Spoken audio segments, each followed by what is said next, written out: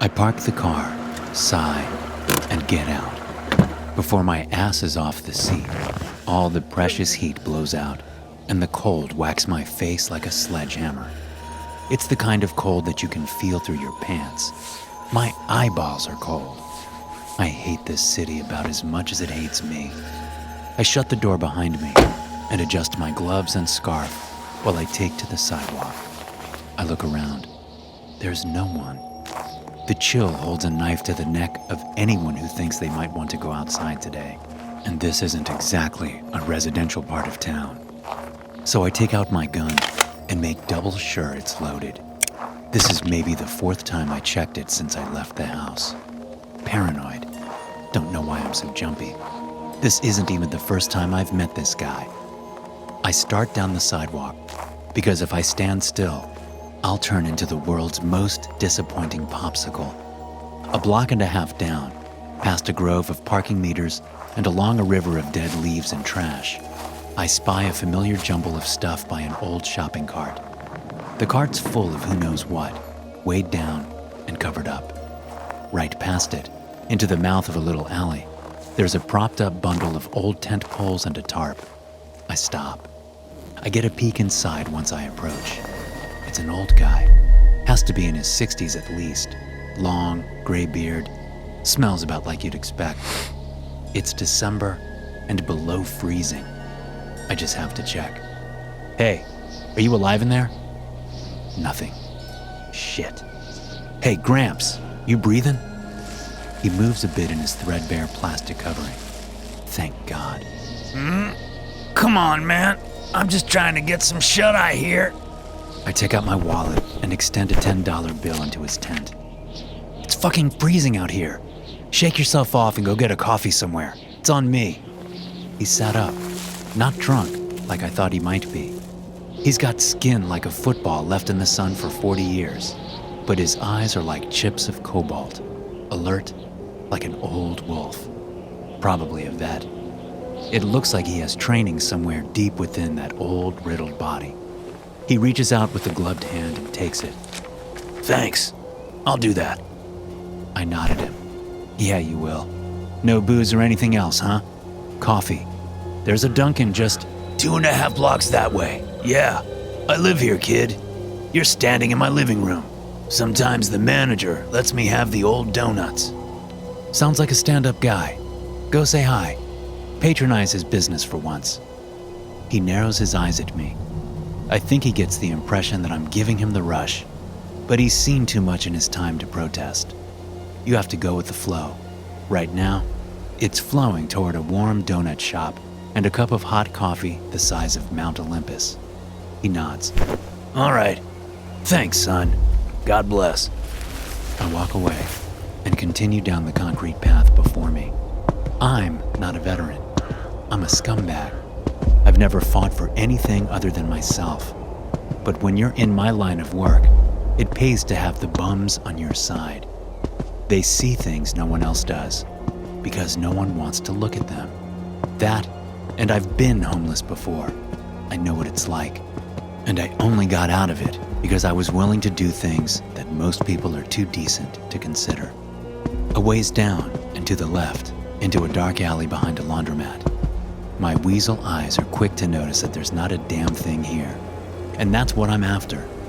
Nothing other than freezing condensation from the dryer vents and oil-sodden cement. It's dim back here away from the street. It's only going to get dimmer. My guy insisted on meeting in an alley at dusk. Anyone's guess why? It's so cold out in direct sunlight that I swear I can hear my balls clacking together as I walk. But they say the customer is always right, for some reason. I pull out my phone. Nothing. I'm right on time like I always am, and the customer is late. This happens more often than you'd think. I cater to some fairly upper-crust clientele, and it's really incredible how skittish they can be about getting their stuff. All that shame curdled up in their bellies makes them into spooked rabbits. You have further to fall when you're closer to the top. He might be watching me. That's happened a few times. A lot of these white-collar guys watch too much HBO and think they understand this half of society. They get the impression that I'm not to be trusted, like I'm one gasp away from knifing them in the gut and stealing their wallet.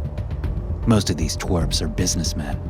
I have no idea how they don't understand that I would not be able to maintain a clientele of any kind if I was in the habit of stabbing my customers just to hold on to a little bit of extra product. Someone casts a shadow over me while I'm looking at my phone considering calling my guy. Finally, thirst beats fear, and my customer finally shows up. He's framed in the mouth of the alley with the sun right at his back, just a silhouette. I raise my hand to block the light and get a better look at him and open my mouth to say something, but I bite my tongue. That's not my guy. The one I'm looking for is a tall, stringy ghoul in his 40s, with graying hair at the temples and a permanent worried frown that only my wares have the power to temporarily lift. He dresses like someone who never colored outside the lines as a kid. This guy is not like that. Medium height, short hair, gelled up like someone out of a 2002 nu metal album cover. Fat, at least 200 pounds. Not dressed for the occasion at all, to the extent that it's actually kind of mysterious. This cat's wearing Miami Vice corporate casual, nuclear pink tie, cobalt blue collared shirt, slacks, big heavy sunglasses despite the dusk. He is visibly sweating despite the single-digit temperature. He's smiling at me. Hey there, pal. What's cooking? You've got the eyebrows of a sly guy. You look like you know the difference between toothpaste and drywall spackle. Rad. You and me, we're knowledgeable types. I've got a hell of an idea that you just can't wait to hear about. I have no idea who this guy is, but it doesn't take a genius or years of experience in my line of work to realize this guy is higher than an orgy for astronauts. He doesn't feel cold in these sub-zero temps. Definitely some yuppie who had too much. Wonder why his friends decided to ditch him. Can I help you with something, buddy? Somehow, his smile gets wider. I thought he was already smiling at 100%. I don't like the way it looks. Not at all, my maximum guy. My sweet Ultra Daniel. I'm here to help you. You and the rest of America will bear witness to a supreme transformation. I blink. He's taken a step toward me. My hand instinctively inches toward my gun. I'm not consciously afraid, but I've seen what people far into the juice will do to one another after just the wrong push. I put an even measure on my voice. Maybe he will respond to a firmer hand. You've got the wrong alley, man, and you don't need any more anyway. Why don't you go home and sweat it out, huh? Take a break. It's not even dark yet. He laughs at me, and he takes another step forward. You're a funny guy, Nathan. You're the sort of boss that doesn't just take yes for an answer. But I've got the sauce, the real deal. You won't believe your goddamn eyes. Behold my cash money wrath, bro. The guy reaches to the left and picks up a trash can, one of those old metal ones that's been left outside for 300 years. He gets one hand on each end, like it's an accordion, and pushes. It crumples and screeches, like it's made out of paper. All I can do is watch, stunned, as the freak folds and crushes the thing into a tiny metal ball. He holds it up to me, like he's showing me something he knows is very impressive. It's the size of a cantaloupe now. Then he drops it. It goes clank on the concrete. I take out my gun. Without raising it just yet, I say, "Do not come any closer. Leave. Now." I don't know what I'm dealing with here, but I'm not taking any chances. The guy looks like he's 30% pizza and beer by weight, but he's got the strength of a fucking Terminator. I have no idea how he did that, and I'm not interested enough to ask. He takes another step. He hasn't stopped smiling. I get it, Jim. You're still not convinced. That's okay. We're all different. We're all just cruising along, feeling the groove and fucking up. That's what I'm here for. That's the disease that I cure. Paging Dr. Awesome Bastard. Report to the surgical ward for cool guys only.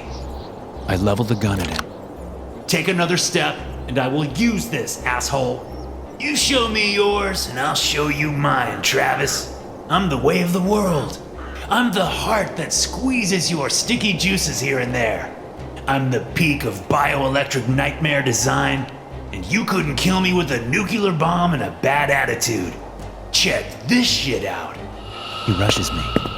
Fine. I get 2 shots off right into his chest, but he doesn't go down. I step out of the way, just barely far enough to avoid him taking a swipe at me with one of his doughy fists. Jesus Christ, he's fast. In order to stop, he has to physically skid to a halt with one hand on the ground. He stands up again. In the shadows further down the alley, I can see he's still smiling. I know I hit him. There's no way I couldn't have. You'd have to be blind and drunk to miss the shot he gave me. I can see the goddamn bullet holes. One in his chest, one in his belly. There's no blood. You and me, Jerry. The dance of life. 2 to tango. 1 to bleed and 1 to laugh.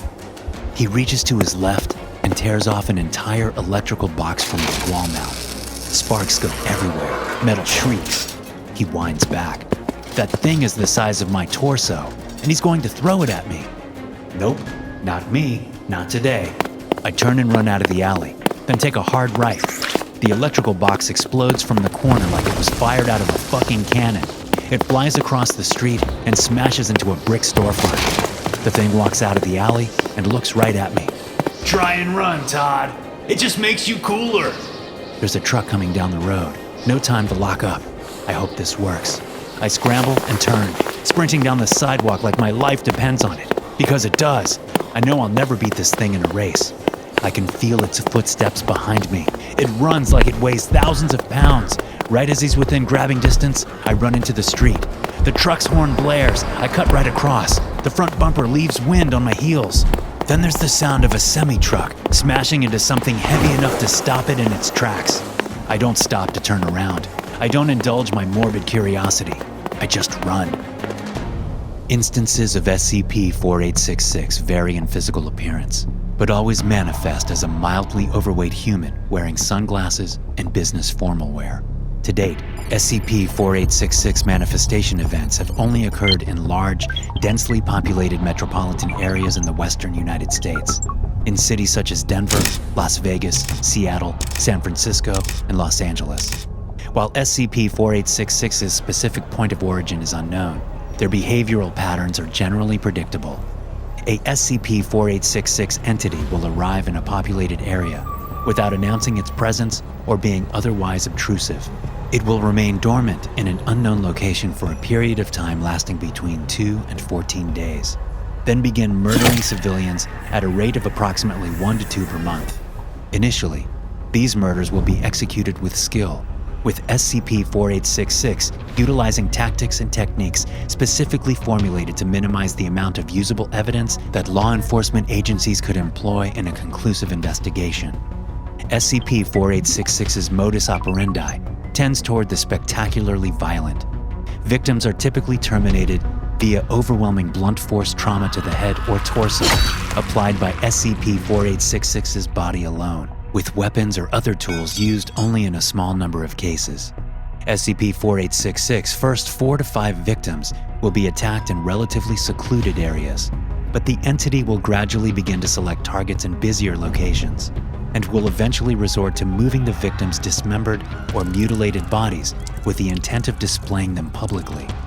SCP-4866's tactics will continue to escalate in boldness until it is apprehended by authorities, occasionally to the point that the entity has begun murdering civilians in broad daylight in heavily trafficked areas.